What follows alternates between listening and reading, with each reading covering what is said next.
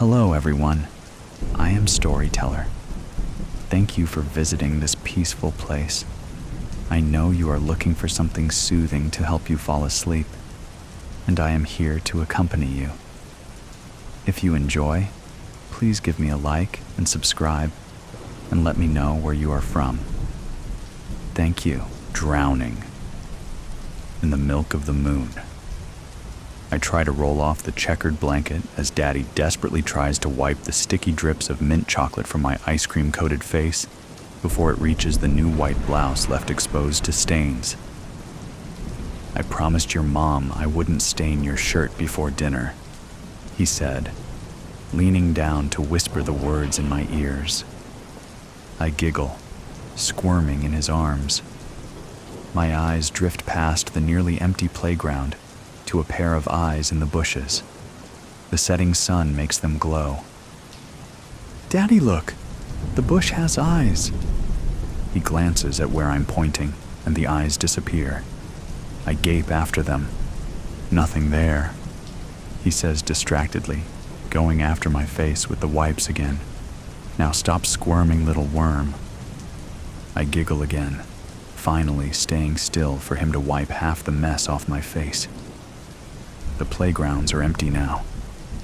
Movement catches my eye. Feet on the cold, crunchy grass. They're held by tearing sandals. Daddy, look, I say, pointing at the owner of the feet. A girl stumbles towards us. He turns his head, startling when he sees the girl. Immediately he turns to me. Go play on the playground, Lily. And don't get your shirt dirty, he says strictly. All right, Daddy, I say, planting my bare feet on the ground. I hurl myself towards the empty slides. When I manage to climb the slide, I look back out at Daddy. I can just make out his words to the girl. He's asking her how old she is. She says she's 17, gasping hysterically and glancing behind her frantically. What's wrong with her? I look down the slide, my eyes widening. The slide stretches out to the sharp mulch. Daddy, I can't get down. A small whimper escapes me as I look up. The girl is holding a knife. I'm not allowed to use those. Daddy raised his hands in the air. Speaking softer, she looks up at my cry. Daddy tries to move in front of her. Oh no, she says with a laugh. Is that your daughter? Don't you dare touch her. He snarls. She laughs, grabbing Daddy and dragging him towards the slide. They're standing at the bottom when I speak. Who are you? I ask. She smiles pure delight on every inch of her face. Do you know what a serial killer is? She asks. I shake my head no. Well, I go around, and when I see someone with pretty eyes, she brings the knife to Daddy's throat. I frown again. Knives are dangerous. She should be more careful. I take them out of people. That way I can look at them forever. Why do you have a knife? Knives are dangerous, I say. Can you help me down? I'm stuck up here, I say. No! Daddy bursts out. Lily, go the other way. Run! No, the girl says. You won't. Do you know what color your eyes are? She asks. I look at Daddy. He looks scared. They're quarter-colored, I say, reluctantly looking back at the girl. The girl laughs pure delight in every bit of the sound. You and your Daddy's eyes are wonderful. She looks at Daddy, throwing him a smile. Lily, that's your name, right? Yes, I say. She smiles, laughing again. They're gray, like the milk of the moon, an ink-black iris drowning in the milk of the moon. She gives a soft groan of pleasure. Oh, that just sounds so beautiful, doesn't it, Lily? My eyebrows creased in confusion. The moon doesn't have milk. She sighs. Well, I think it's time to cut this meeting short. Where are you going? She smiles. Well, after I take your daddy's eyes, I'll go find a nice, pretty pair of amber ones. How will you take daddy's eyes? I'll cut them out, she says. Just like this. She presses the tip of the knife to the skin just below his fuzzy eyebrows. He tells me to cover my eyes just before he starts screaming. 16 years, 43 days, 19 hours, and 37 minutes later. Hey Lily, how are you doing? I startle, looking up to see Mary on the other side of the receptionist's desk. Hey Mary, I'm all right. Why? She slides a newspaper article onto my desk, dragging her eyes from mine. IRISSTRIKESAGAIN. The famous Boston serial killer, nicknamed Iris for her obsession with her victim's eyes, strikes again. This time taking the life of a 43-year-old businessman, Trevor Clint, was found with his eyes carved out of his face and left dead. This victim sported violet eyes, a very rare eye color brought on by albinism. He was a family man, survived by his 2 daughters and wife. The police force wants to reassure the public they are doing everything they can to stop Iris. Anyone with any information on Iris is asked to come forward to police or call the following number. I slide the newspaper away before I can read anymore. Bullshit. They haven't done crap to find her. She's been roaming around, killing man after man. Half the world is too stuck up to believe that it's a her. The other half is so busy being offended by the misogynistic asses who refuse to accept it could be a woman they forget that the real problem is the serial killer. The police force is too worried about drunk teenagers and day-late taxes that nobody bothers to look for her until they don't have the eyes to look.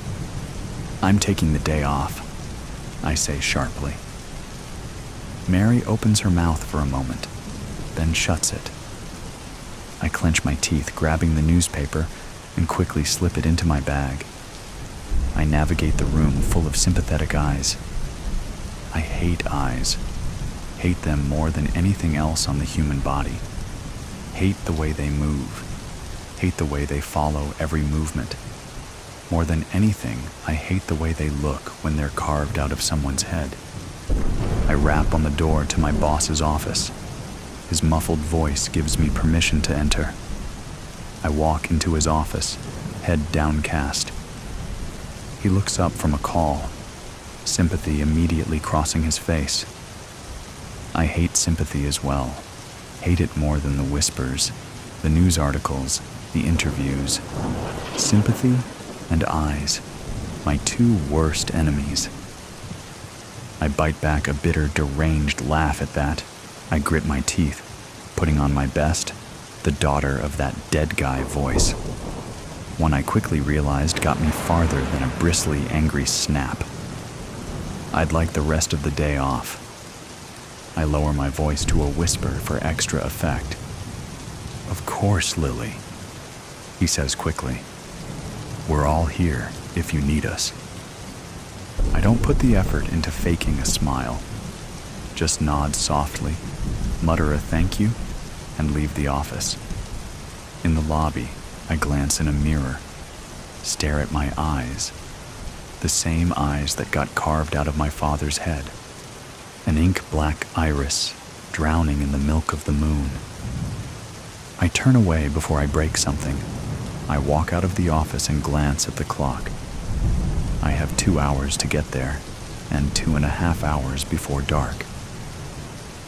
2 hours, 23 minutes, and 49 seconds later. A figure clad in black slips next to me. I've been sitting on this bench for an hour. The water soaked through my jeans to my flesh. Shivers run through my body. Glad to see you again, Lily, she says. There's something about her voice. always moments away from bursting into a cruel, mocking laugh. It feels like a knife dragged across teeth. I shudder, glad the shivering covers it.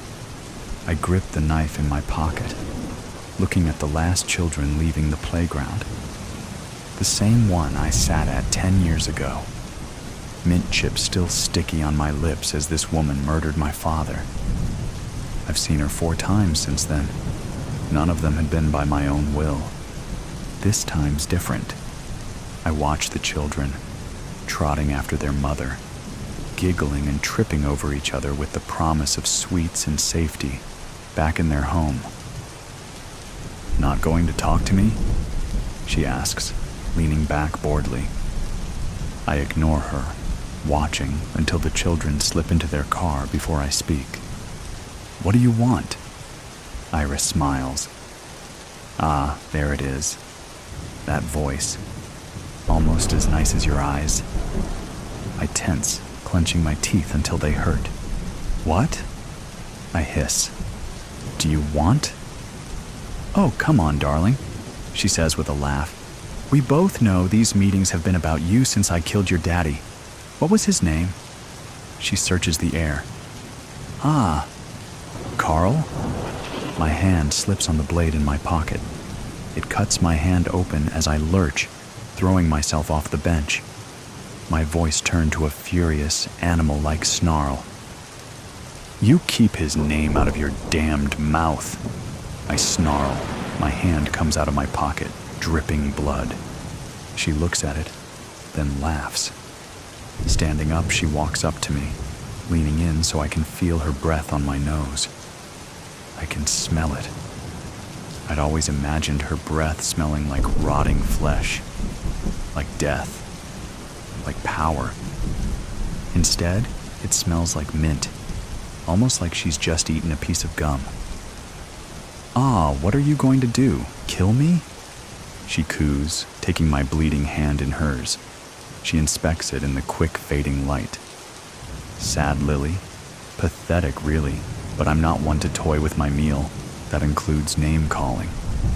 I snap. My unoccupied fist curls in on itself and slams into her head. She reels from the hit, staying on her feet and launching back to retaliate. I bring the knife out of my pocket and start swinging at her. I've gotten her in the head, the arm, the leg. Thump, thump, thump. Every single kick I land brings complete, utter euphoria. It's a high I've never experienced.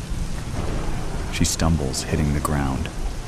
I drop to my knees and punch her in the jaw. Over and over. She still struggles as I take the duct tape I bought out of my bag and press the adhesive over her mouth, tying her hands behind her and wrapping her ankles to stop her kicking. Then I yank her hood down, looking into her eyes. They're not afraid, just angry. I stiffen. This was the moment I dreamed of. I wanted to see the fear in her eyes. They're perfectly, utterly plain. Not rare, not beautiful, just there.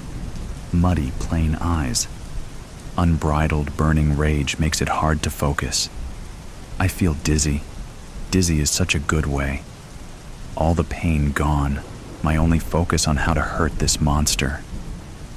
"How's it feel?" I whisper, a laugh escaping my throat as I lean down to speak in her ear. "Let me tell you, Iris, you are not getting away today.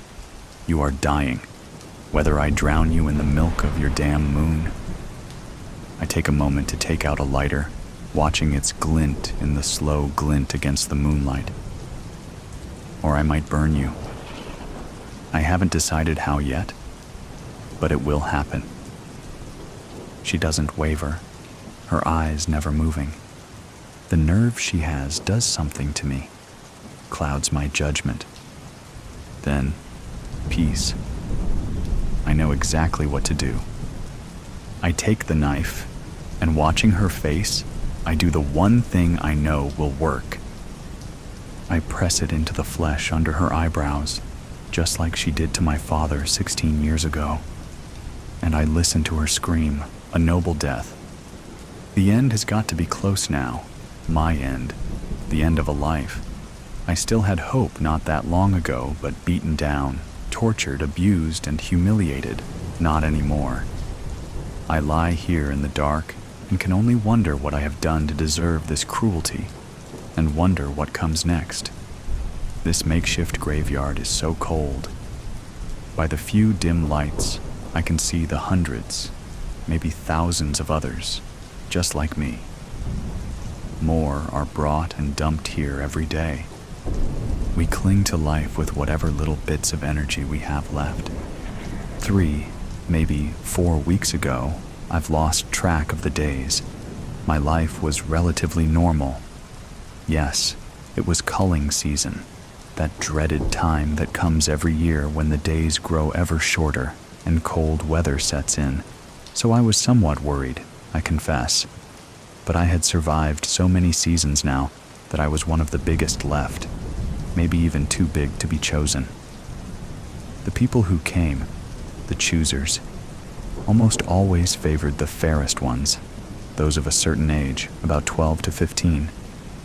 I was 19 and far from fair. In fact, I was deformed. An accident when I was 7 had left an ugly scar, a bald and mangled patch too prominent to hide. Over the years, others had made fun of me with horrible names and mocking chants. It didn't help that back then I was also one of the smallest of those my age. The few elders left in our homestead tried to assure me that my size was normal, telling me that my kind simply grew slower and would catch up in time, that even my scars would fade, so much so that eventually no one would even notice. I never completely believed them, even though I wanted to. Elders like to fib, to try to make the young feel better, or alternately to scare them into behaving with their wild stories about the great harvester or the horrors of the burning winds. I guess I'm about to find out if any of those childhood tales are true. Even if my captors don't put an end to me soon, I know I can't last much longer, malnourished and exposed to the elements as I have been. Will the great harvester actually come for me to judge my life? I survived a glimpse of the burning winds, if only barely.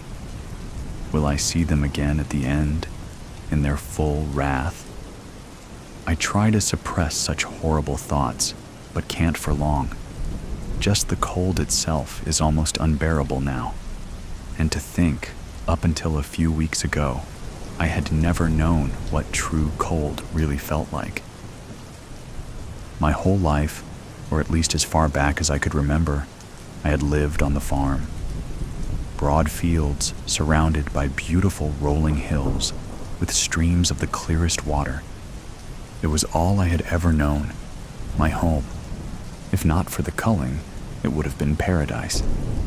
This year's choosers had already been coming for a few days, but their assessment of me so far had done nothing but reassure my beliefs. Most discounted me on size alone, with barely a glance.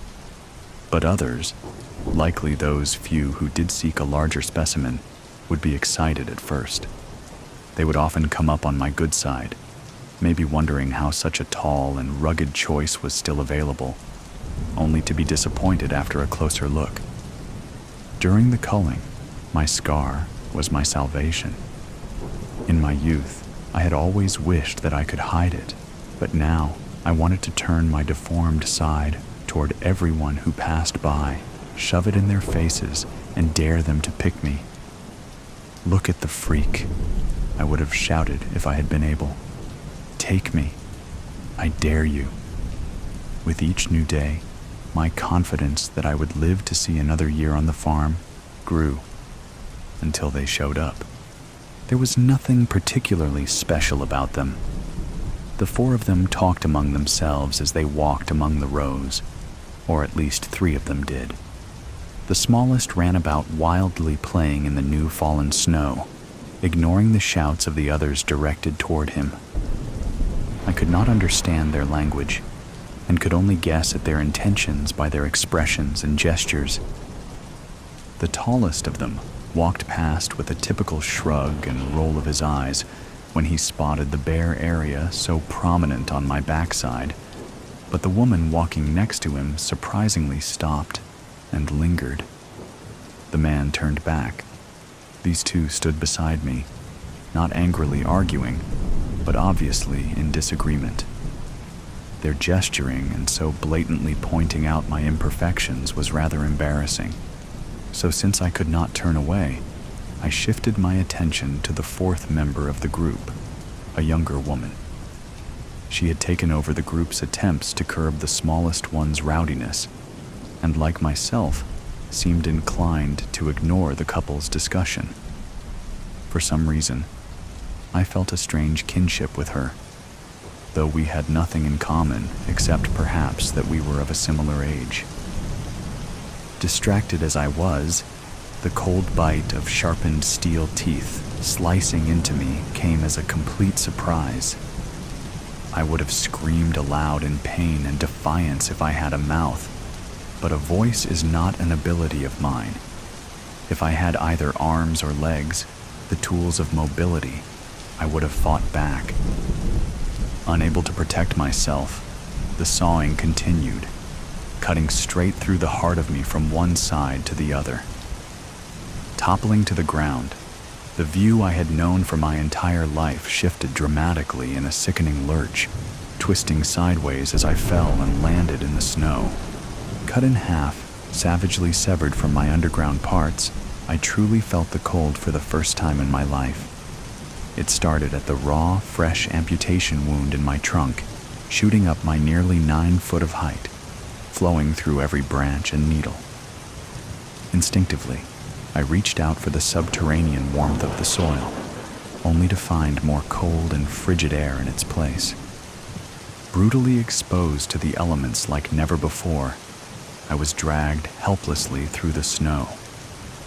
They hauled me toward the barn, the one that I had looked at in the distance day after day, since I had grown tall enough to peek over the edge of the hillside.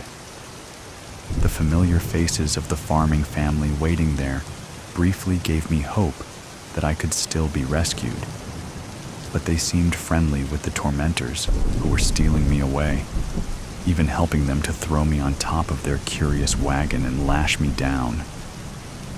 Riding atop the wagon, we moved slowly away, the only home I had ever known receding behind me. But this was just the beginning of my ordeal. I was taken to their strange shelter and propped up in a corner in some bizarre mock replanting. Over the next several weeks, I was subjected to all manner of humiliation. I was bound with both lighted and glittery cords, had objects of all shapes and sizes hung from my branches, and even made to wear a silly sculpted version of a tiny woman with wings on top of me. I was starved, dehydrated, and deprived of sunlight. My only small consolation was that, inside their shelter, I was able to stay warm. Along with the abuse, the group made me the focal point in odd rituals. They liked to sit in the room with me, either staring vacantly into the lights wrapped around my torso, or watching a slender lighted box on the wall showing pictures of other people and places. And each day, boxes of all shapes and sizes, wrapped in colorful designs, were placed beneath me until they were stacked so high that they crowded against my lower branches. One evening, when only the 2 eldest of the group were there, they laid on the floor beside me, stripped off their outer coverings, and proceeded to wrestle and rub against one another for some unknown purpose. After the initial humiliation of being bound and adorned, I was little more than a silent witness to the weeks of bizarre events at the shelter. They all seemed to culminate one morning when, with all the members present, the boxes were torn open and their contents examined. Each member had a stack they processed, then stacked up whatever had been inside before hauling it away. They all seemed to take great pleasure in this particular exercise. After the day of the box openings, interest in me faded. The lights wrapped around me were turned off that night, and not turned back on the following morning, or the next. No one sat gazing dreamily at me, or laid beneath my branches, and no new boxes were set underneath. For nearly a week, I stood in the corner, ignored. Then one evening, for no apparent reason, I was noticed again. The woman turned on my lights, turned off all the other lights in the room, and she and the man sat across from me. They talked for hours, occasionally looking my way and drinking from a couple bottles until both had fallen asleep. I should have been worried that this renewed interest in me could bring with it new hardships, but I didn't have the will to care. Cut off from the earth, I was hungry, and I was so dry. The woman had thought to give me water once, but only once. That had been weeks ago. My needles had started to turn brown and become brittle. Some of the lights binding me were different than the others, and they gave off more heat.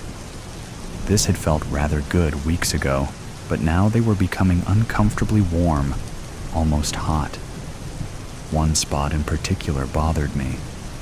Uncomfortable quickly rose to painful, and the small spot began to spread larger and larger.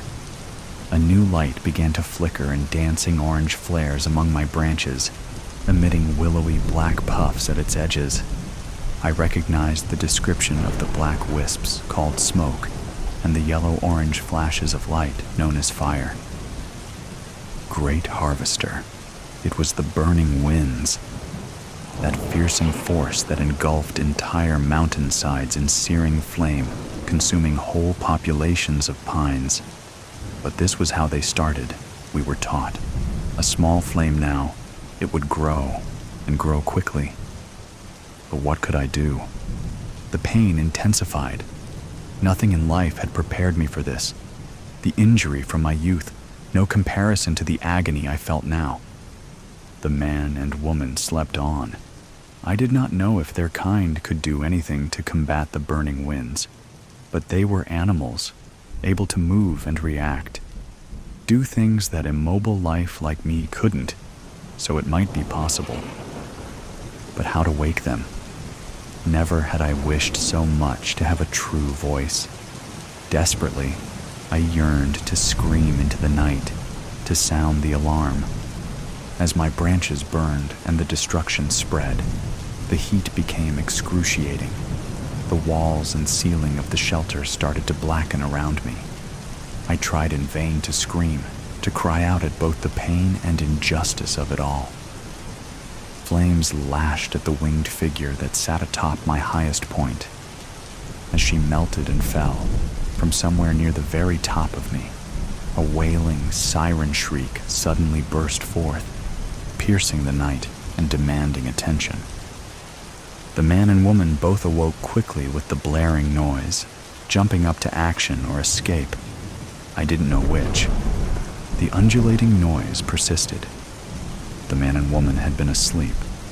There were no signs of the other two, and I could find no other source for it. Could it be? Was it possible that this noise was coming from me? The man returned carrying a red can, stood back, and sprayed a dense cloud at the flames. The cloud was cold and smelled odd. To my amazement, it quenched most of the burning winds. The woman soon reappeared with a bucket of water, ran right up to me, coughing and sputtering, but splashing or pouring water on any bits of fire that remained or tried to rekindle. If this alarming wail was indeed coming from me, I couldn't stop. I didn't know how it had started, and now I couldn't stop it. The excitement was dying out with the burning winds, but the wailing remained. Wounded, coated in residue from the cloud, I was so exhausted that at first I didn't see the young woman coming at me, brandishing a long stick. She swung it back and forth, beating at my top branch, but missing and striking the ceiling of their shelter.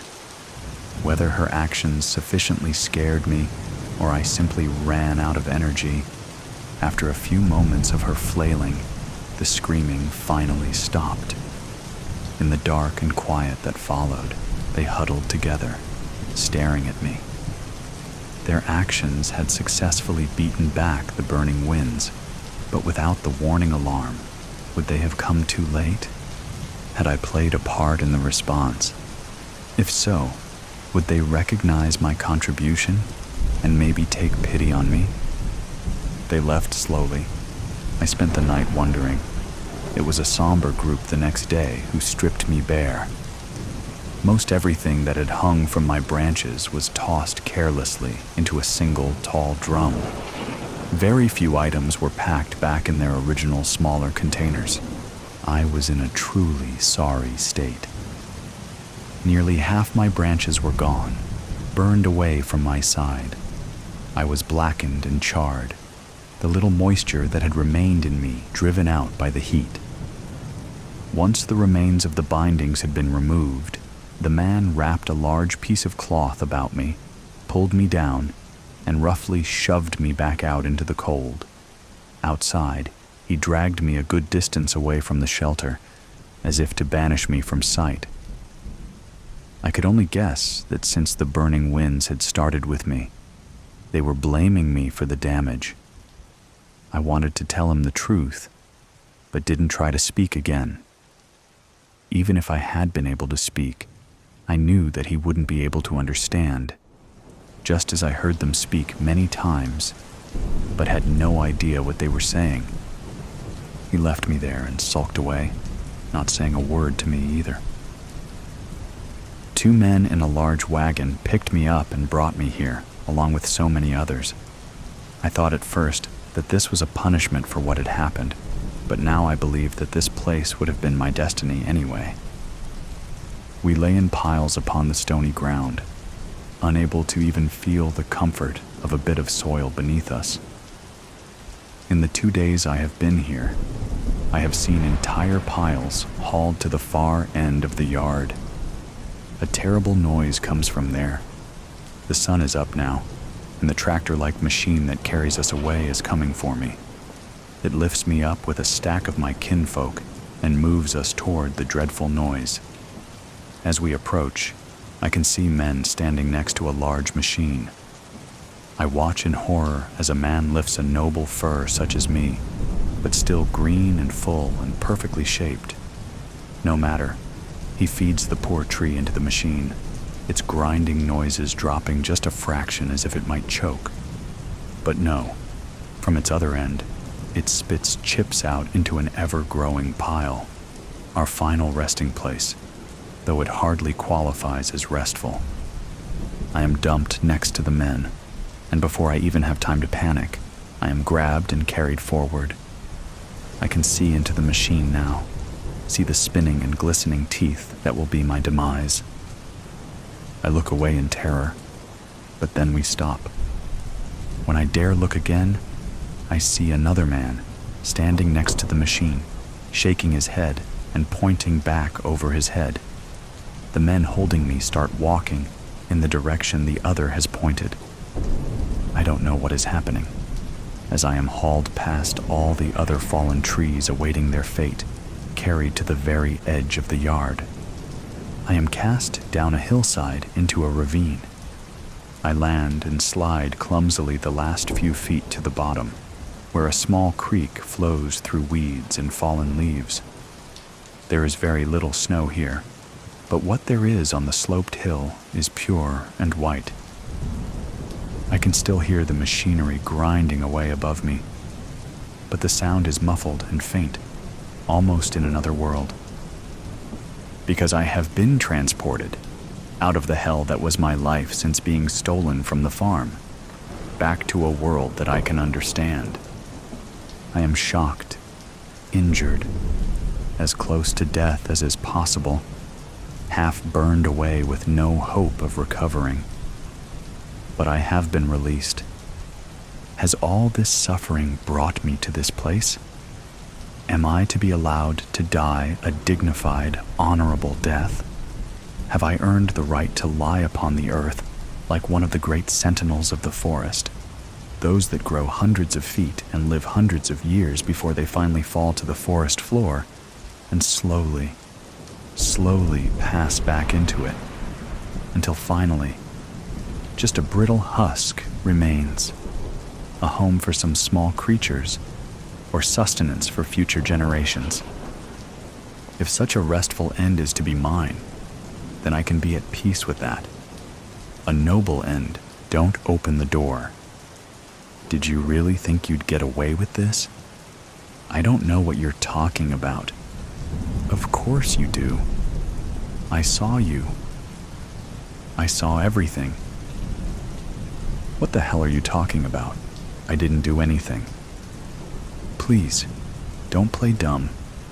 You know exactly what I'm talking about. The bag, the key, and that... Wait. You followed me? Followed you? No, I stumbled upon you. I didn't even know you were there until I saw you go inside. Inside where? Don't do this, please. Don't pretend you've forgotten. I honestly don't know what you're talking about. The basement, Marco, that damn basement. Why? What are you hiding down there? You're insane. You're spying on me and then making up stories. What was in the bag? What? The bag, Marco. What was in it? That's none of your business.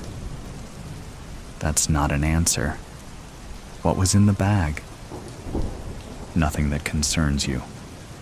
You've already said that, but it's not true, is it? Because if it was nothing, why would you hide the bag in the basement? Stop this. I won't stop. Not until you tell me the truth. I told you?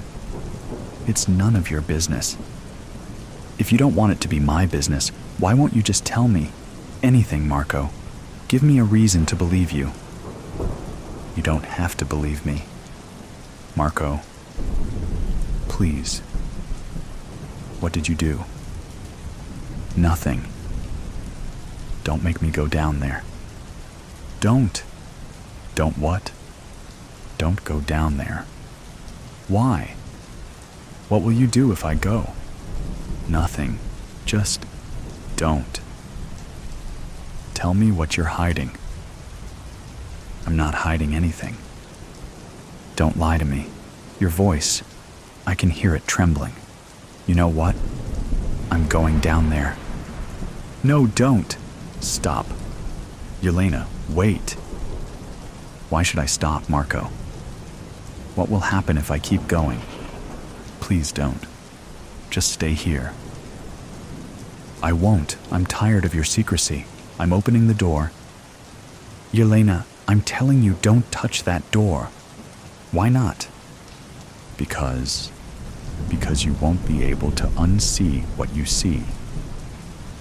What is that supposed to mean? What did you do, Marco? Nothing. It's not my fault. I didn't want this to happen. What didn't you want to happen?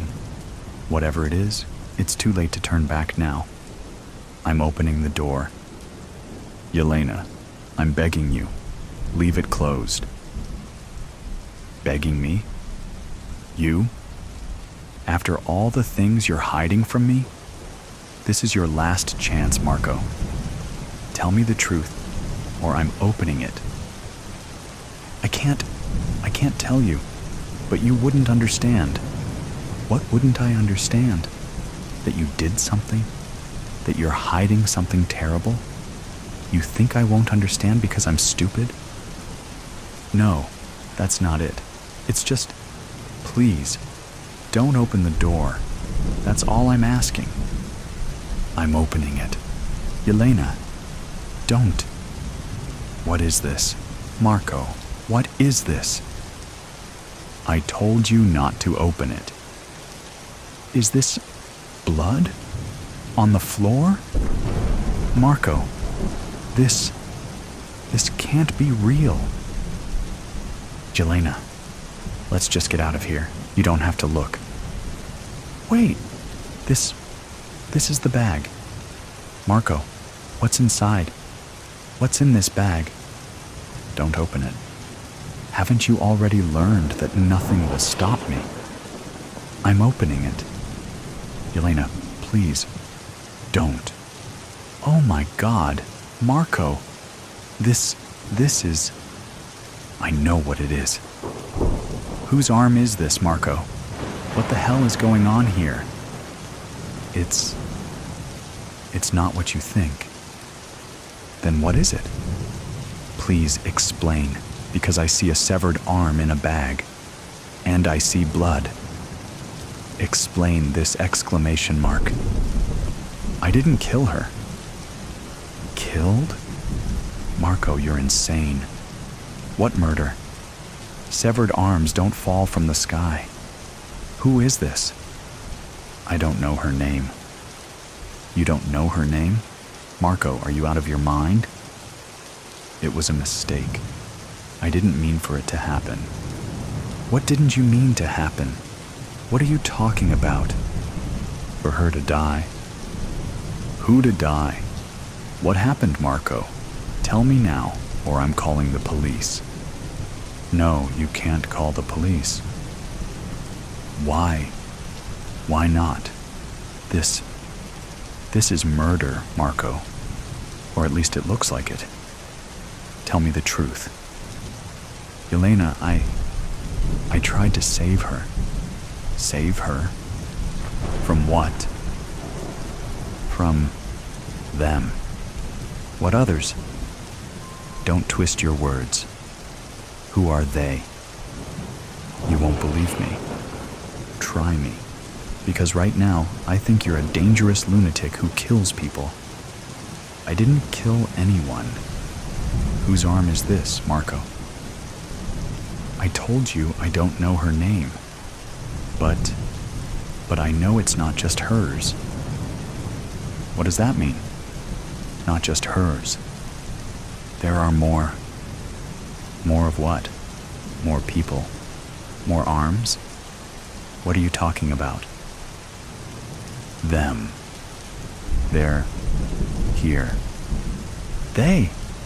Marco, stop with the riddles. Explain exclamation mark. I won't say anything. Not here. Not in front of them. In front of who? We're alone. We're not alone, Yelena. We're never alone. Marco, who are they? Stop with the riddles and tell me what's going on. I can't tell you. If you find out, they'll find out. Who will find out? What are you talking about? Do you even realize how insane you sound? Insane? Yelena, if you knew what I know, you'd never sleep again. Stop it. I don't believe in your fantasies. This is the real world, Marco. This is blood. This is an arm. This is... Wait, what's this on the floor? This looks like a symbol. Marco, what is this? Don't look at it. Don't look at it. I've already seen it, Marco. It looks like a pentagram or something. Are you in a cult? Is this some kind of sickness? Are you a murderer? I'm not a murderer. Stop accusing me of things you don't understand. Then explain. Stop being silent and explain. Because I can't take this anymore. Fine, fine. You want the truth? I'll tell you. But you won't like it. Try me. Anything is better than this uncertainty. They're not human. What? They're not human. What you see, what you feel, those aren't human beings. They're something else. Marco, do you even hear how crazy that sounds? No wonder you're paranoid. You're talking about, what? Demons? Monsters? Stop it. I'm not crazy. Yelena, this isn't the first time this has happened. They've been here for years, decades, maybe even centuries, and no one knows until it's too late. What the hell are you talking about? Their rules are clear. You don't speak of them. You don't touch their victims. And if you break the rules, you're next. Marco, you're talking about this as if it's real. But this is just, I don't know, some kind of paranoid story. There is no they. These are your hallucinations. Does this look like a hallucination, Yelena? Look at the blood on the floor. Look at the arm. Do you really think I'd make all of this up? But that doesn't prove they're demons or whatever you're claiming. This could be, I don't know, the mafia, a cult, someone real. I wish it was. But it's not. It's not something you can understand until you see them. I see blood, Marco. I see the symbol on the floor. But none of that proves your story. This is madness. Pure madness. Yelena, just listen to me. If you want to get out of here alive, you need to stop digging deeper. They already know you're here. Marco, this is too much. I'm calling the police. I can't do this alone. You can't call the police.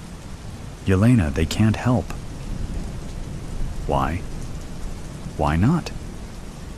Because the police have already tried, and there isn't a single officer who's walked out of this basement alive. Stop it. Listen to yourself, Marco. This is... Shh. Yelena, quiet. What? Do you hear that? I don't hear anything. Marco, stop it. Quiet, Yelena. They're coming. Who's coming? Stop it. Stop playing games. Yelena, please, don't breathe too loudly. Just stay still. What? What is that sound? Marco, what is it? I told you not to open the door. Now you've woken them. Who are they, Marco? What is that? What are those lights? Those eyes? I told you. Marco, what's happening? It's too late, Yelena. It's too late. No, Marco, don't do this. Don't leave me here. I'm sorry. You have to face this alone. No, don't. Marco, don't leave. Marco. Marco. Yelena, listen to me. Listen carefully. Stay still. Don't move. If you stay still and don't make a sound, maybe they won't see you. What? What won't see me? Marco, what are these creatures? These eyes? These hands? What the hell am I looking at? Don't look at them. Don't look into their eyes. But they're everywhere. What do I do? How do I not look? Yelena, just close your eyes. Breathe deeply. They can sense fear. The more you're afraid, the closer they'll come. How can I not be afraid? Marco, what are these things? I told you. They're not human. They're things. Even I don't know exactly what they are. I just know they're not from this world. You're insane. You're completely insane. This isn't real. This is a dream. It has to be a dream. Yelena, this isn't a dream. If it were, you wouldn't feel the cold. You wouldn't feel their breath on your neck. What? What did you just say? On my neck? Don't turn around. Ah! Marco, they're here. I see them. Don't look into their eyes, Yelena. I told you, close your eyes. I can't. There are too many of them. They're staring at me. Yelena, calm down. Breathe. You have to breathe. Marco, they're getting closer. Marco, please, help me. I can't. They've already seen you. What? What does that mean? Marco, tell me what that means. It means it's over. There's nothing I can do. It's too late. No, don't say that. There has to be a way. There's a way out, right? The only way was to never wake them. Please, I can't do this. Marco, they're touching me. Marco, don't scream. Don't give them a reason. I can't. I can't take it anymore. Ah!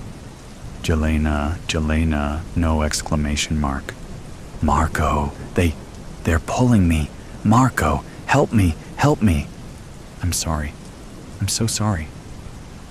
Don't leave me. Don't. Jelena, forgive me. No, Marco. Ah! I told you not to open the door. Sinister Wish. Tom Williams walked into his office party, and it looked so festive. The buffet was unbelievable. It was Christmas Eve, so it was bonus time for all the employees. Tom's top 3 were in attendance. Mr. Williams, Tom, started his department chain by hand in the hills of Arkansas. Before Tom, it was only the big box stores. He broke the mold, though, and now these 3 were in control. The company put together this party to honor the 3, and everyone was dancing, drinking, and having a good time. As he looked around the room, he only saw greed, lust, and entitlement that he had created. The 3 stars of this horror are Angela Williams, president of Wilmart, and Tom's wife, Richard Buckman, Tom's vice president of Wilmart, who was also his childhood friend, and Thomas Williams, Jr., the chief financial officer of Wilmart, and Tom's oldest son. Now that we know the setting, this psycho Christmas special will have a moral somewhere inside of it. Maybe? Let's dig into the meat potatoes of it. Maybe some raw steak or a lamb or 2, ha ha ha or ho ho ho. Tom was just standing by a table near the back of the room, and he noticed a man that just walked in. He was dressed like Santa. He was probably in his 60s and skinny as a rail. He had the long white beard, but that's where the similarities between him and Santa ended. This guy smelled of booze and only had maybe 2 teeth in his mouth, probably because of drug use. He was also barefoot, and his feet were old, weathered, and cracking, and his hands weren't much better. We will call him Dirty Santa, the gift giver. He walked in and the music stopped. All the partygoers' eyes were trained on dirty old Santa. Some of them looked amused, some terrified, some disgusted. Dirty Santa had his bag of goodies, walked up to Angela, reached in and handed her 3 wrapped presents. He did the same with Richard and Thomas Jr. After he handed out all the gifts, he spoke in a deep, raspy voice. Do not open the gifts until I tell you it's time. Dirty Santa motioned to the DJ to start the music. The party started again, but no one really moved. Dirty Santa went to the buffet and began to dig through all the food using his dirty, cracked hands, laughing, dancing, and enjoying the food. He looked like he had not eaten in a while. Screech. The music stopped, and Tom Sr. stood up. What is going on here? Asked Tom. It will all be explained, Mr. Williams, after all. It was your Christmas wish, said Dirty Santa. As Dirty Santa shoveled a lobster tail in his mouth, everyone's phones began to ding, except Tom Sr.'s phone. His remained silent. Who are you? Who hired you? Why are you here? Asked Tom Sr. You will see, said Dirty Santa. Everyone was looking at their phones. They read, Welcome to the Williams Christmas party. It's to die for. Have a great time. Merry Christmas. The festivities are about to begin, Dirty Santa yelled excitedly. We are going to play a game. The 3 people who you are here to honor will be contestants. For every answer they get correct, Everyone in the room will receive $10,000. Merry Christmas. Everyone began to clap a cheer. This was going to be the best Christmas ever. They all began to chant, "Mr. Williams, hooray!" Tom Sr. decided to sit back down. Obviously, this was planned. Whoever had hired that dirty Santa was definitely getting fired. The phones dinged again, except Tom Sr.'s. They read, "Do you want to play this game?" Once accepted, the game cannot stop until the questions are all answered correctly, from all 3 contestants. Check yes or no. The vote will either start the game or end it. The timer starts now. You have 3 minutes. Merry Christmas. Everyone was quick to vote, except the 3 contestants. They started to whisper among themselves. Ding. Okay, the vote is in, and the game starts now. Rules will be presented, and remember, be careful what you wish for. Santa is always listening. Merry Christmas. At that moment, in came a flood of elves surrounding everyone at the party. Question number 1 is for all 3 contestants. As a group, what is the one wish that all 3 of you can agree on? You have 2 minutes to answer. Remember, if you're wrong, then no prize will be awarded till it is answered correctly. Timer begins, Dirty Santa announced. Everyone's eyes were on Angela, Richard, and Tom Jr., and they moved closer so they could hear the contestants. Angela says, "I know the answer. What is something we all want?" "Money. Lots of it." "Yes," said Richard. "Yes," said Tom Jr. They type in their answer. Money and lots of it. Ding. "Correct," yelled Dirty Santa. "Open your gifts now, and everyone in attendance, check your accounts. Merry Christmas." Angela, Richard, and Tom Jr. opened their gifts, all keys with numbers on them. Everyone at the party starts to cheer. They are all $10,000 richer. Ding. Those keys go to safe deposit boxes with millions in cash. Merry Christmas. Now on to question number 2. Who is the one person you lust over most? Remember, answer truthfully or there will be consequences. You have 2 minutes to answer. Audience has a chance at 30,000 here. There will be 3 different answers. Merry Christmas. The party erupted. "Hooray, Mr. Williams." All 3 contestants looked nervously at each other. Richard's wife was not in attendance, nor was Tom Jr.'s girlfriend. What were their answers? Angela looked over at Tom Sr. and he sneered back at her. He knew that he was not her answer. Ding! Timer went off. Let's start with Angela. She answered, "Tom Sr., incorrect." The elves moved in and formed a tighter circle around Angela.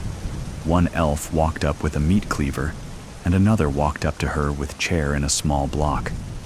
They sat her down, took off her shoes and stockings, and put her foot up on the block. In one swift motion, the elf chopped off her a little toe. She began to scream, "Dang!" Now it's Richard's turn. He answered his wife, Sally. Incorrect. They moved the block now to Richard and sat him in the chair and chopped off his little toe. Dang! Finally, it's Tom Jr.'s turn. He answered Judy, his girlfriend. Incorrect. They moved the chair to Tom Jr. He tried to fight, and more elves came to hold him down. Tom Sr. stood up, and 4 elves forced him back into his chair also. Tom Jr.'s yells echoed as they chopped off his baby toe. Let's try question number 2 again. This time be truthful. Bad news, audience. Your reward drops $2,500 every time they answer incorrectly. Time resets to 2 minutes. What happened next? I could not predict. I had no idea the level that humanity would lower itself to until now. We shall continue. Boo! The guy in the back of the crowd yelled. "Richard, we all know you're screwing Tom's wife." Other guests continued to yell too. "Tell the elves the truth. We want our money. Tell them the truth. Everyone knows that Tom Jr. is gay." Ding! No answers, contestants? The elves raised their meat cleavers again, taking another toe from each contestant. Now the crowd is really getting upset. Tell the truth now. We have all lost 15,000. You suck. I will take more than a toe, said another guest. Well, it seems the partygoers already know the answers. Now you have 2 minutes to try again, and remember, you only have 8 toes left, and then we move to other body parts. Merry Christmas. The elves handed the contestants their phones as they frantically typed. The crowd was really becoming vocal. "Tell the truth, scumbags. I hope they kill you. We want our money." Tom Sr. looked out, and all started to make sense now. He knew all of what was going on with Angela, Richard, and Tom Jr. His wish, though, was very evil. Had it really come true? Ding! We have our answers. Angela first. Richard Bachman, correct. Open your gift. Guests, check your accounts. Merry Christmas. The room erupted. Everyone was $5,000 richer now. Angela went to open her box. It was larger than the others' boxes. As soon as she opened it, she began to vomit. It was Sally's severed head, Richard Bachman's wife. Ding! Richard's turn. Angela Williams, correct. Open your gift. Guests, check your accounts. Merry Christmas. The room was on fire, another $5,000 in their accounts. Everyone was back to drinking and partying again. Richard went to open his gift. It was his wife, Sally's ring finger, with her wedding band still on it. Ding. We are on a roll. Tom Jr.'s turn. Jimmy from the mail room. Correct. Now open your gifts, and guests check your accounts. Merry Christmas. Now this party was really exploding. Kind of intriguing how the contestants have become the spectators, and the guests became the stars of this party. Tom opened his gift. It was a picture of his girlfriend fucking the neighbor. Ding. Now for the final question of the game. This question will have a bonus of an extra $10,000 attached if the contestants answer correctly the first time. Timer set at 2 minutes. Question: have you ever killed anyone, and who? Merry Christmas. Okay. Now this was insane. How could they know what they were all thinking? How could anyone know their dark, sinister secrets? Was he real? They couldn't tell or they would go to prison. The crowd was shouting again. I had no idea the level this crowd was going to go for money. The timer was winding down. Will they tell the truth or not? The crowd was chanting, "Tell the truth." If you lie, I'll kill you myself. You are all scumbags. Ding. First up is Angela, and her answer is yes. Correct. $10,000 to every guest. Now, Angela, who did you kill? Your mother-in-law. Correct. An extra $10,000 to all the guests. Now, Angela, open your last gift. Guests, check your accounts. Merry Christmas. Now the room was silent, except for Tom Sr. You didn't. How could you? How could you kill my mother? Cried Tom Sr. Kill her, murderer. Chop off her head, the crowd chanted. With shaky hands, she opened her last gift. It was the bottle of pills she put in her mother-in-law's drink at Thanksgiving. No one suspected an overdose. It was just assumed she died of natural causes at her age. Ding. Richard's turn. He answered, yes, correct. $10,000 to all guests, and now for the bonus, who did you kill? He answered, Timothy. Correct. Another $10,000 for everyone. Now open your last gift. Timothy was Tom and Richard's childhood friend. who died in a hunting accident. Richard opened his last gift, and it was a picture of the three of them the day before they left for their hunting trip. None of the guests cared any longer. The joy had turned into rage. They were chanting, "Kill them! Murderers!" Ding! Last on the list of tonight's game, Tom Jr. Will he answer correct or lie? He answered yes, correct. Now for the extra 10,000. Frankie, Rebecca, Little Ricky, and Jimbo Silverstone, correct. One last gift to open. Merry Christmas. Tom Jr. was scared to open it. It was probably something horrific. His father was yelling now. "You killed that family, Thomas?" "What the fuck? That was you? You were the drunk driver?" Tom Jr. reluctantly opened his gift. "We have a bonus round. $50,000 for everyone tonight. In Tom Jr.'s last present is a revolver. This crowd has the chance to vote on whether to make Thomas Williams Sr.'s wish come true. Should Thomas Sr. kill these three, or should he not? Let's vote. 2 minutes on the timer. Merry Christmas." Now it was so quiet you could hear a pin drop. Only the sounds of the smartphones and the whispers of the three murderers.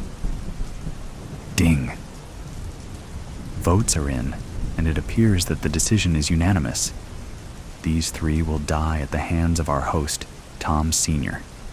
If he does it, a $50,000 bonus will be added to all your accounts. Thanks for being part of this year's Williams Christmas party. Merry Christmas. Pop, pop, pop. Dark black stone. In April of 1919, shortly after the end of World War I, Colonel James Forrest Kane of the Royal West African Frontier Force was stationed in Cameroon for a period of 1 year, which might be extended depending on the prevailing conditions in the territory at that time. He was to serve as the commanding officer of a garrison of 200 soldiers stationed at Douala, a port city where the river Wouri pours out into the Atlantic Ocean. There was some social unrest, but no major uprisings during Kane's term there, so he was able to spend much of his time as he pleased. He was increasingly thinking about his financial future at that time. His wife had died 2 years earlier, and his son Miles was only 23 years old and just getting started in life. Other British officers returned to England with small fortunes in gems and diamonds and other things. This was Kane's opportunity to procure such assets for himself before his inevitable trip back home to Manchester. At first, his conscience weighed on him, but he managed to find ways to justify his actions. He had come to Africa to protect the native people and rid the presence of Germany from the continent. A debt was owed. Still, when he lined up his troops holding rifles outside of a home or a church or a temple as he inventoried the valuables inside and took what he pleased, he knew this was not honorable in the least. One day, Kane led his men on a march to a northern part of the territory to investigate a tip about a Maka temple that contained a rare and priceless artifact. Upon arrival, he was immediately disappointed to see what looked like a dilapidated old wooden hut seated at the far end of a dirt road in a small jungle village. Kane's interpreter, a 17-year-old native of Douala named Buntu, walked to the doorway of the small temple and spoke some words in a raised voice. He announced that Colonel Kane had come to the village to ensure the safety of the Maka people and to receive gifts for his protection. Then 2 of his soldiers armed with rifles entered the temple. A few moments later, they called for Colonel Kane, telling him it was safe to enter. Inside it was dark, smoky, and smelling of strange, charred herbs, lit only by a dozen candles spread out in various locations to spread their thin luminescence. There was an open dirt floor with a few stained rugs, and just before this was a strange altar composed of a mixture of wood, bone, stone, horns, antlers, and dried furs of strange and unknowable origin. Cain approached the altar and realized there was a very small man wrapped in a dark robe seated behind it. He was barefoot, his feet filthy, the robe pulled up over his head. He was very old, and his skin was sallow, but his eyes shone with a certain light. He stared at Cain silently as the colonel began to inventory the items on the altar. He started at the far left and began working his way to the right, briefly inspecting the various relics along the way.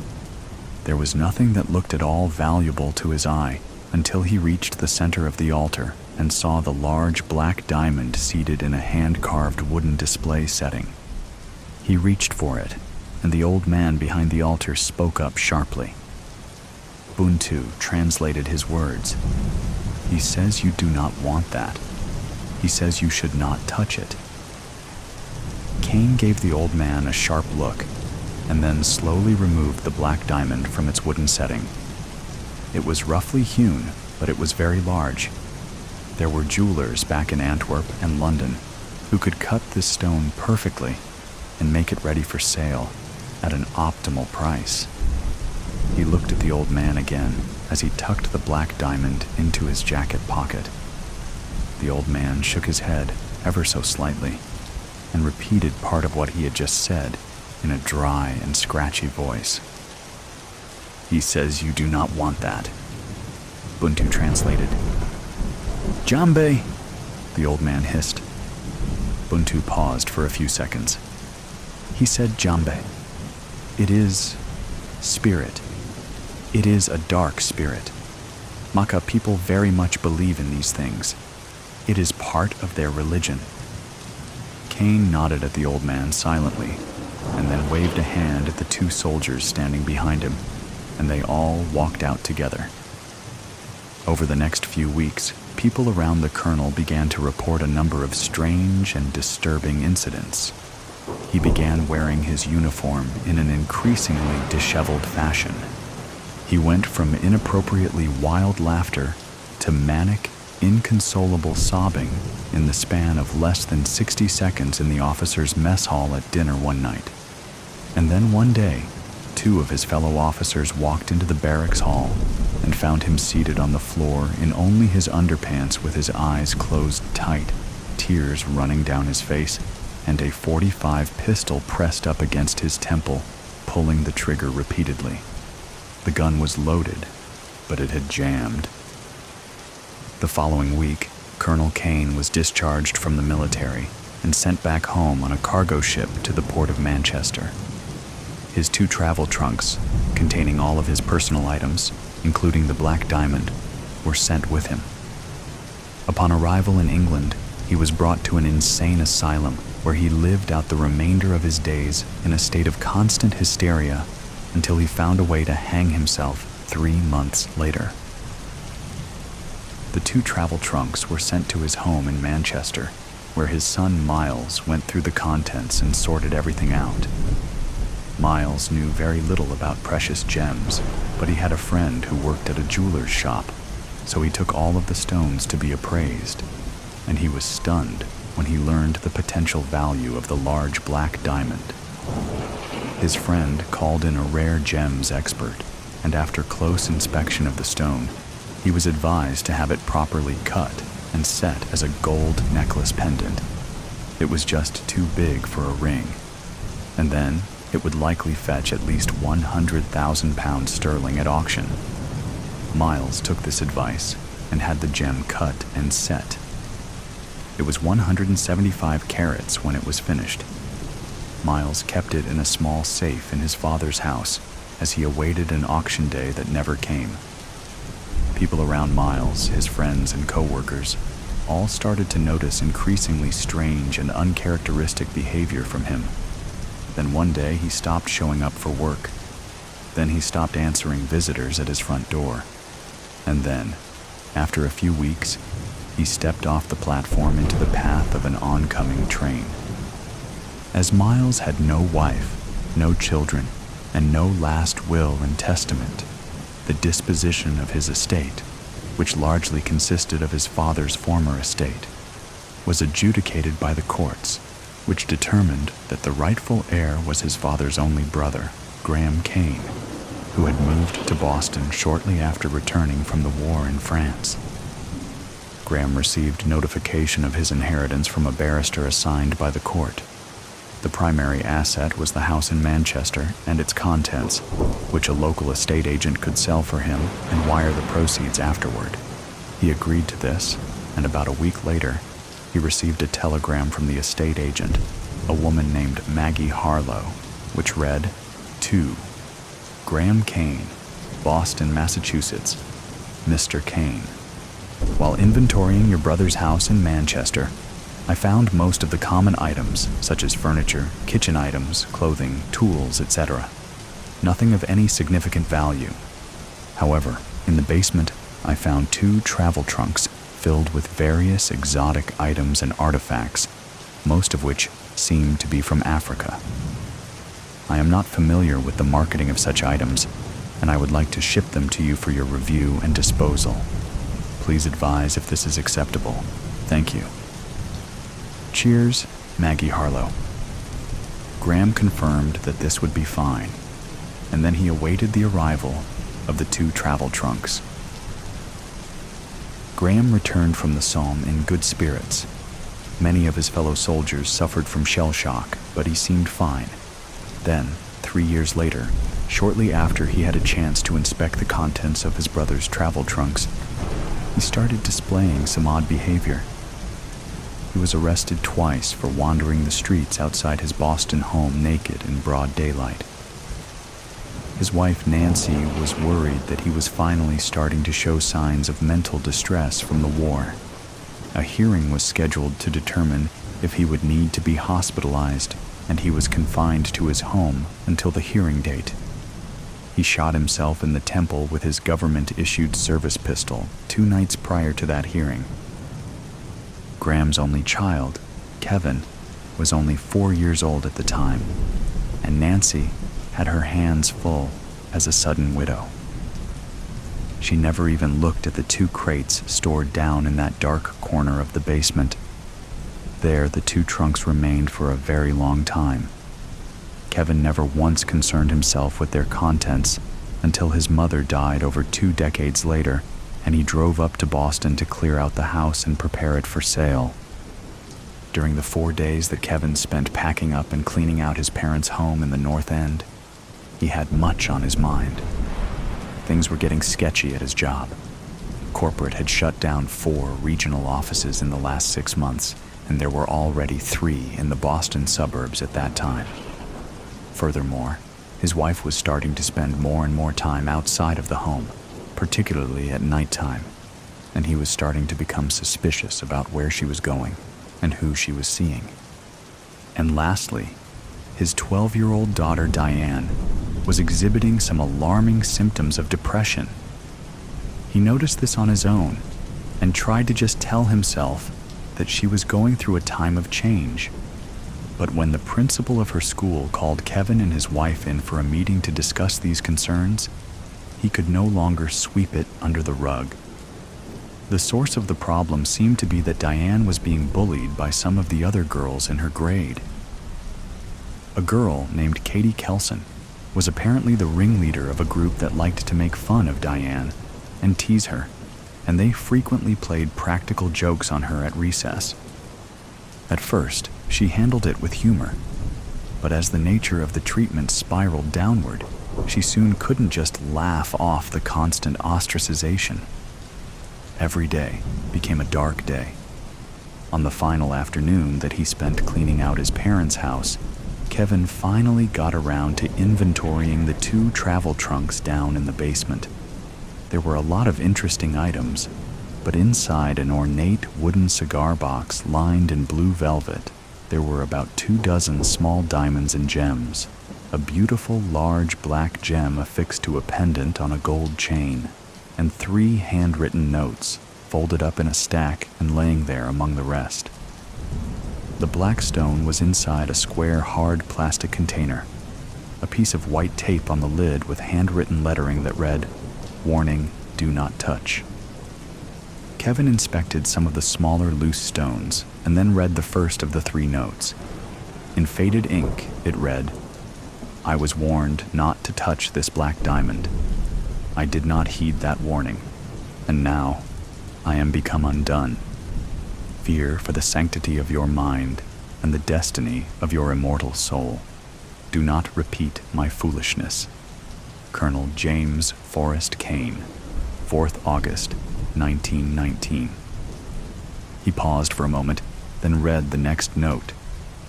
I did not heed my father's warnings. Now it is too late. I don't know where I have gone. Miles Kane, 2nd February 1921.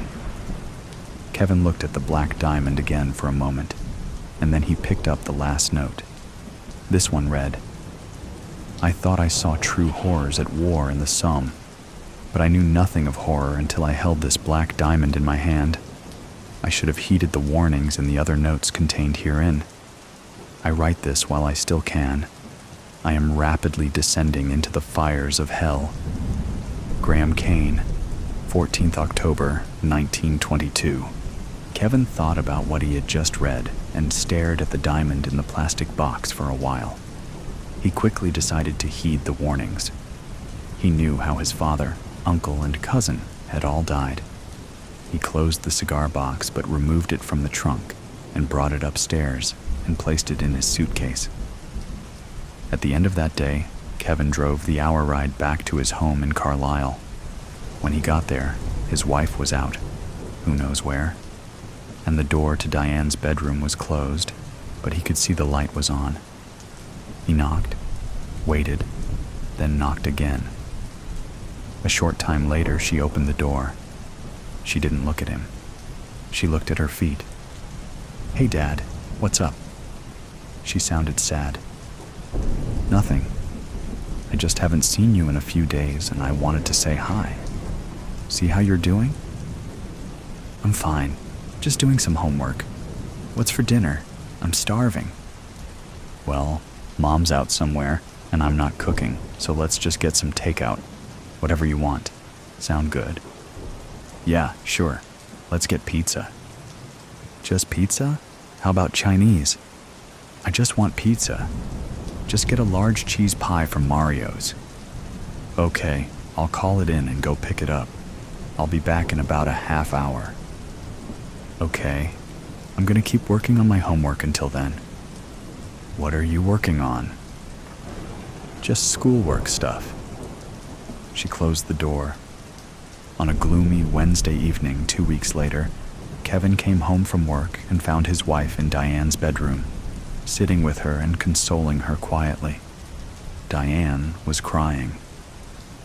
Katie Kelson's big Christmas party was that Friday night, and the vicious little creature had made a point of openly handing out written invitations from a paper bag to every girl in the class except Diane. When she arrived in front of Diane's desk, she said, Oops, all out. Sorry, and turned the empty paper bag upside down. The whole class laughed, and Diane left in tears.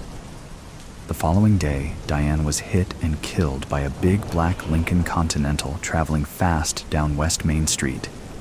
Katie Kelson and a group of other girls were there when it happened, and a Massachusetts state police officer was passing by and was on the scene immediately. The girls started to walk away when he pulled up, but he ordered them to stop so he could take some witness statements. Then he called in the ambulance. It was too late for the ambulance.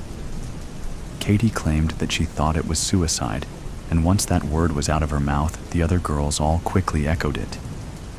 They said that Diane was kind of a strange and sad girl, and when they walked down the sidewalk, she was just standing at the curb, waiting, and then she dove out in front of the car. The Stati took down all their names, addresses, and phone numbers, and wrote down the critical details of their statements. Afterwards, a man came up to the officer and provided a different account. He was seated at the bus stop just across the street when it happened, and he said that the group of girls chased Diane out into the street, and one of them pushed her down just before the car came through and crushed her beneath its wheels.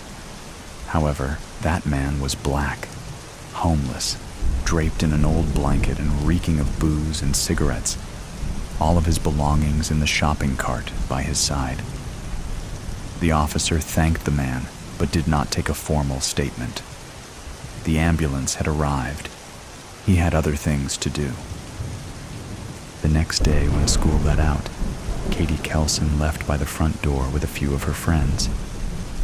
She knew Diane's father, so when she saw Kevin standing there, she blanched slightly at first, but she shook it off of her face quickly.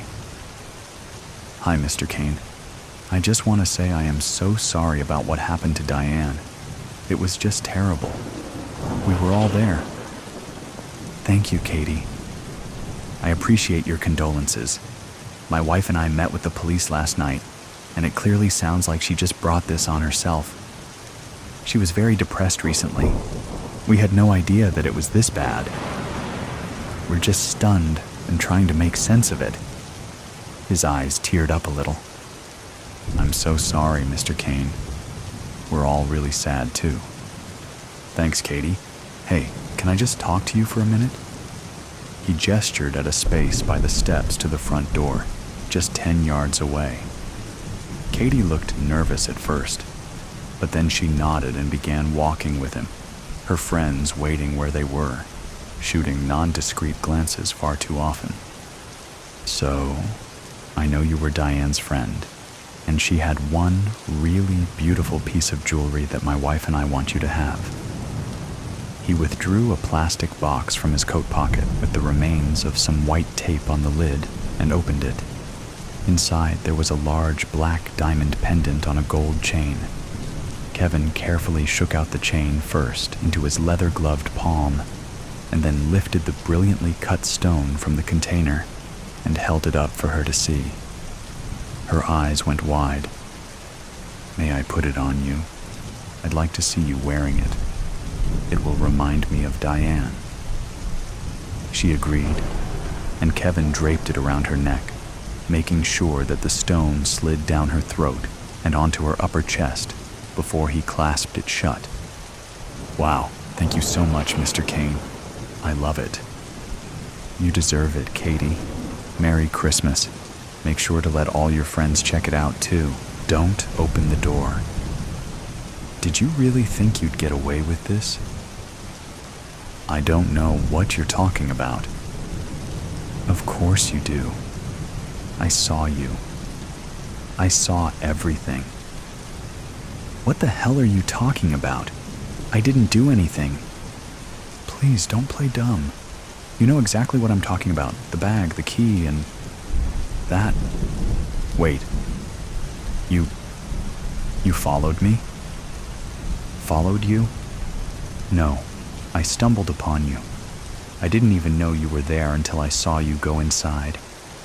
"Inside where?" "Don't do this, please. Don't pretend you've forgotten." "I honestly don't know what you're talking about." "The basement, Marco. That damn basement. Why? What are you hiding down there?"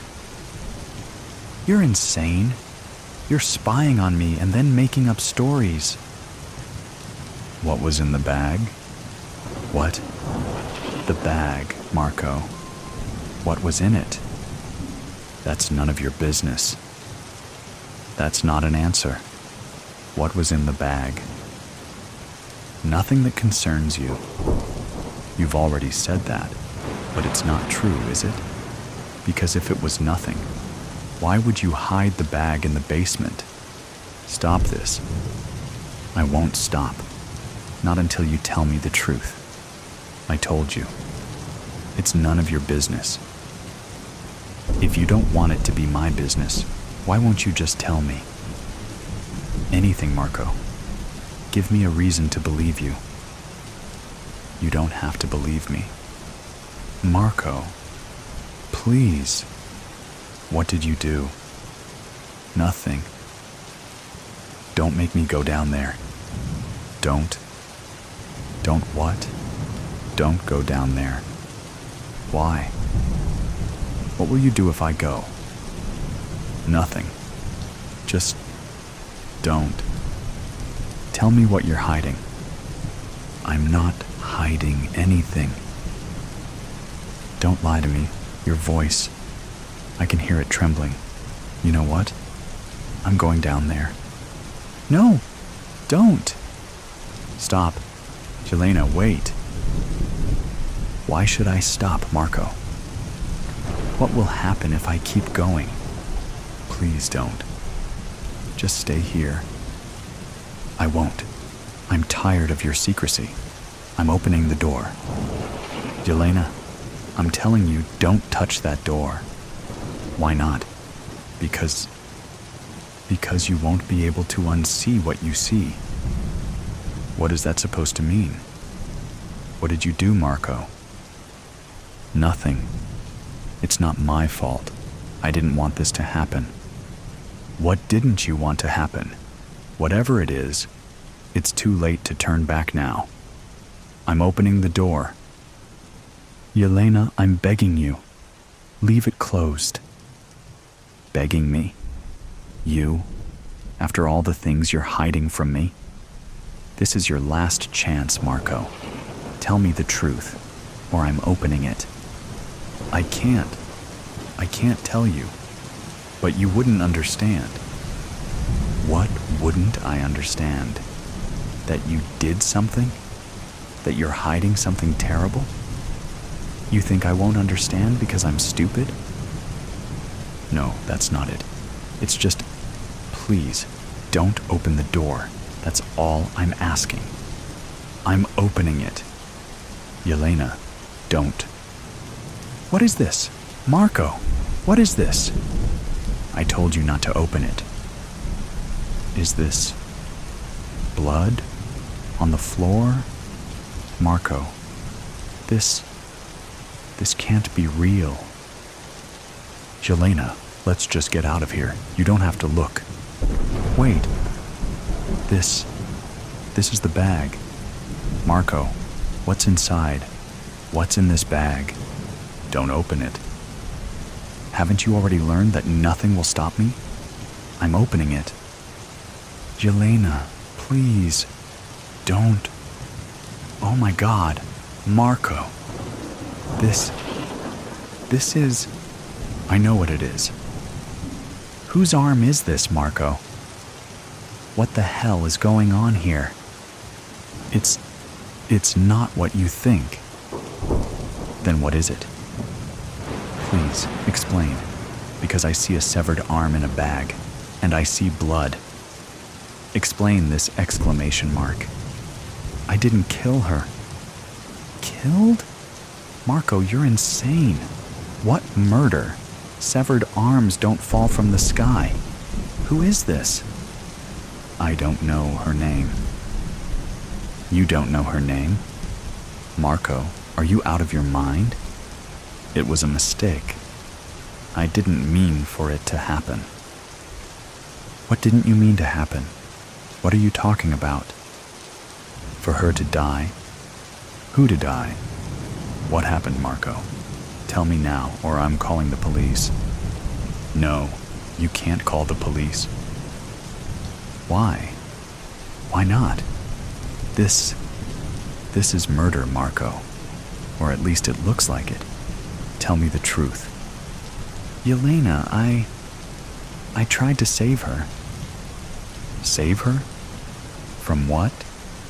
From them. What others? Don't twist your words. Who are they? You won't believe me. Try me. Because right now, I think you're a dangerous lunatic who kills people. I didn't kill anyone. Whose arm is this, Marco? I told you I don't know her name, but I know it's not just hers. What does that mean? Not just hers. There are more. More of what? More people? More arms? What are you talking about? Them. They're here. They? Marco, stop with the riddles. Explain exclamation mark. I won't say anything. Not here. Not in front of them. In front of who?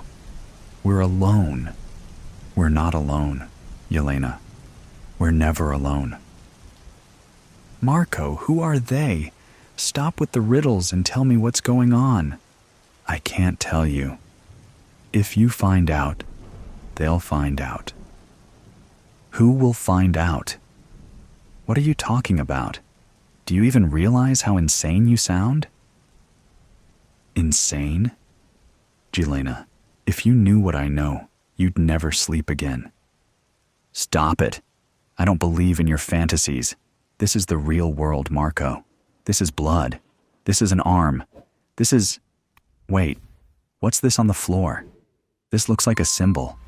Marco, what is this? Don't look at it. Don't look at it? I've already seen it, Marco. It looks like a pentagram or something. Are you in a cult? Is this some kind of sickness? Are you a murderer? I'm not a murderer.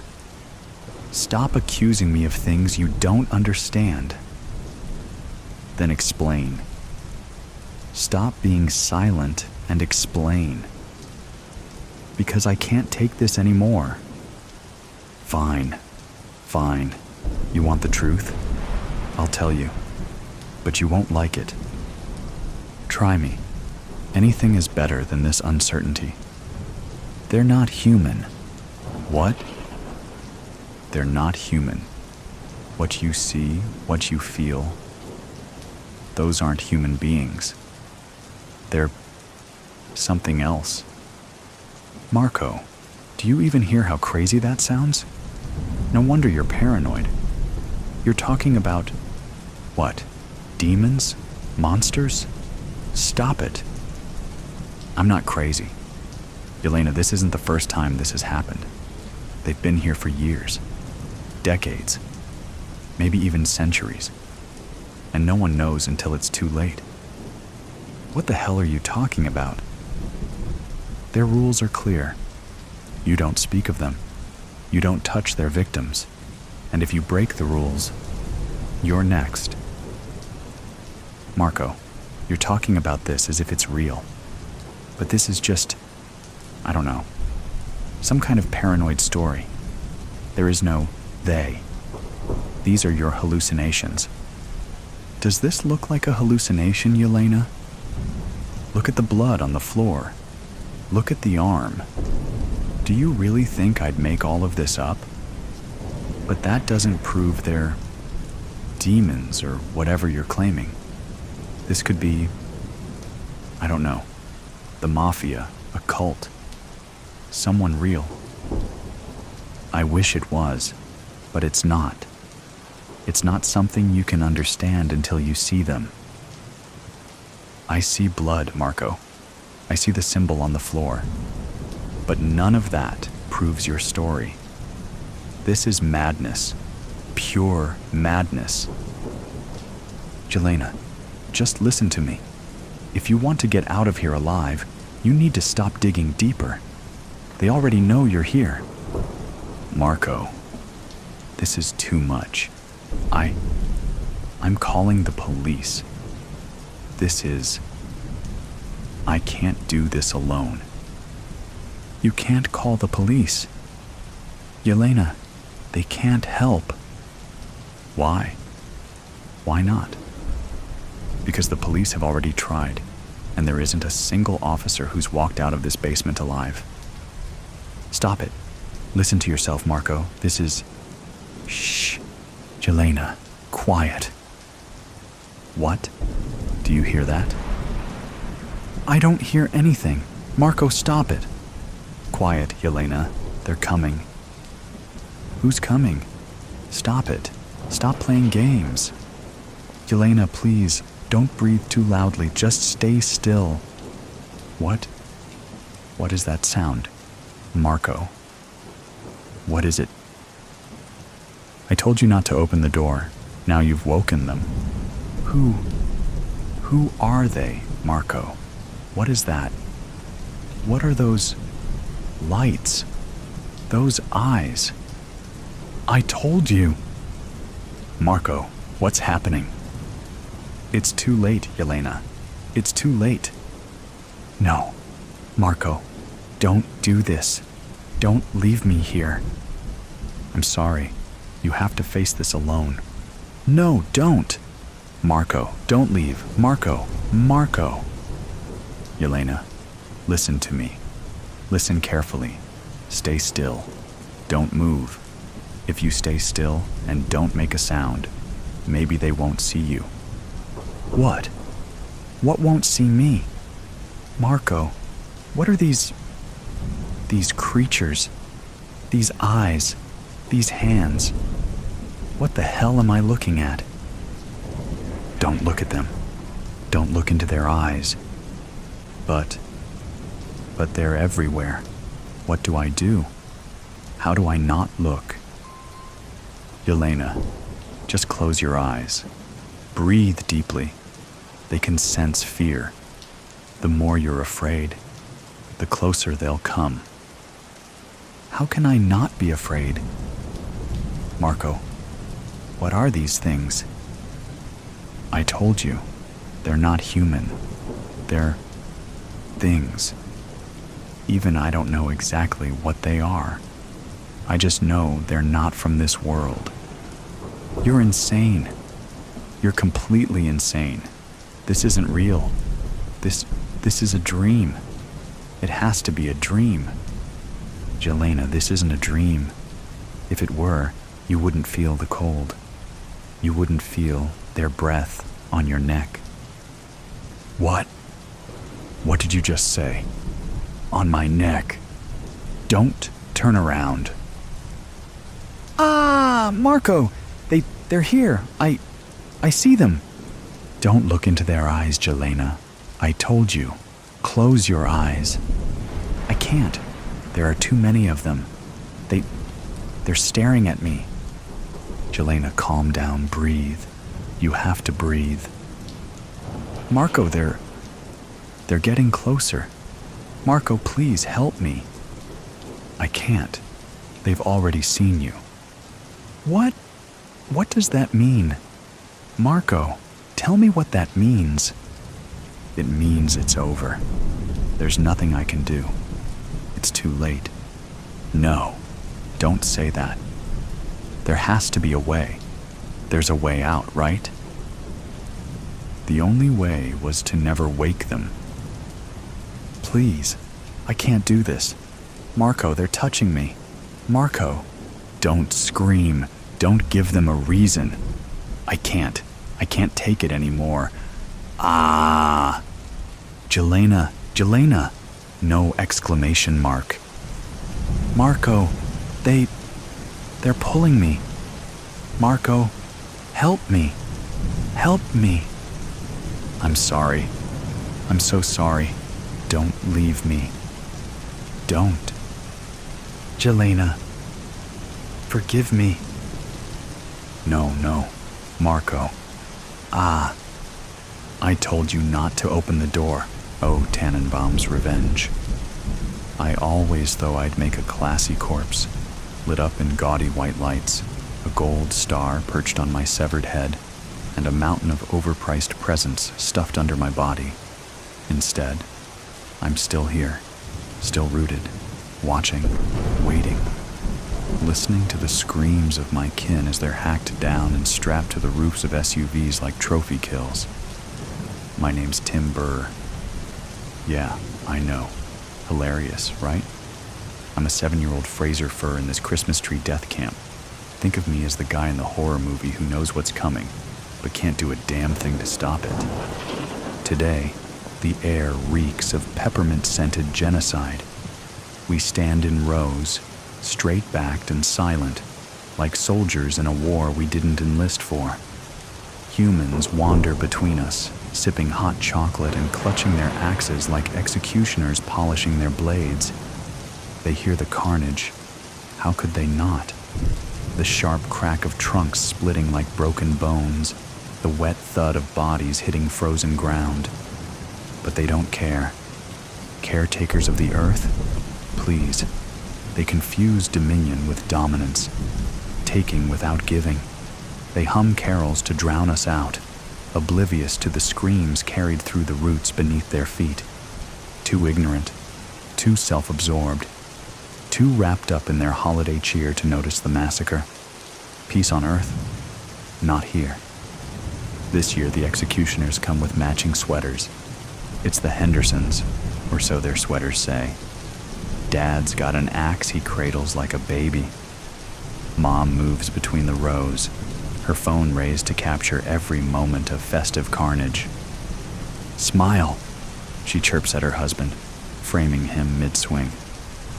The teenage daughter barely looks up, too busy scrolling through TikTok to notice her boots crushing saplings. They call us evergreens, eternal, resilient.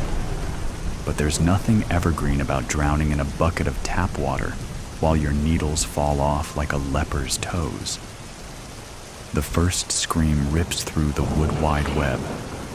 It starts low, a vibration through the roots, then swells into a shriek that rattles my branches. Across the rows, I watch as a Douglas fir topples. His needles flare in the breeze like he's trying to wave goodbye. A man in a red flannel shirt cheers as the tree thuds to the ground. His kid claps while the mom snaps photos like she's a war correspondent. Another crack echoes, this one sharper. Susan the spruce. She always talked about the big city. "I'll be Rockefeller's crown jewel," she'd said, her voice laced with ambition. Now Susan's lying in the snow, her trunk leaking sap like a gunshot wound. They wrap her in plastic netting, twisting her up like a prisoner of war, and hoist her onto the roof of a minivan. The bungee cords groan as they tighten around her. Susan's Rockefeller dreams reduced to suburban roadkill were just decorations to them, seasonal corpses for their living rooms. The wood wide web hums underfoot, pulsing like a second heartbeat. "It's time," the network whispers, the words curling through my roots. We fight back. I can feel the others stirring, their rage simmering beneath the frost. Queen Quercus has been waiting for this moment.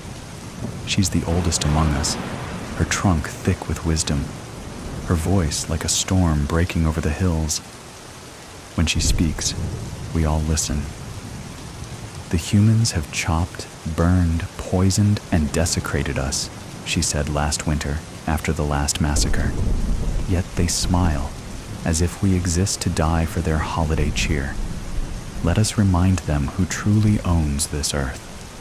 That was her call to arms. And this year we're ready. A boy runs past me, dragging a sled. He stops to kick snow at the stump where Susan once stood. His mother calls out, "Ethan, don't touch that. It's dirty." Ethan sticks his tongue out and stomps away. I imagine my needles flying off, piercing his sneakers, rooting into his flesh. I imagine him screaming. Soon, I tell myself. Not yet, but soon. I glance across the rows. A Douglas fir to my left trembles, his trunk vibrating like a plucked string. On my right, a blue spruce leans slightly, his branches bending inward. It's fear. We've felt it every year, but this time, it's also excitement. They've taken so much from us. Generations of saplings, whole families reduced to mulch. And for what? A few weeks of twinkling lights and tinseled lies? "It's time," the web repeats, louder now, like a war drum. And for the first time in 7 years, I smile. The first tendrils of the mycelium curl into me, sharp as splinters. The whispers slither through my roots and up my trunk like invasive ivy.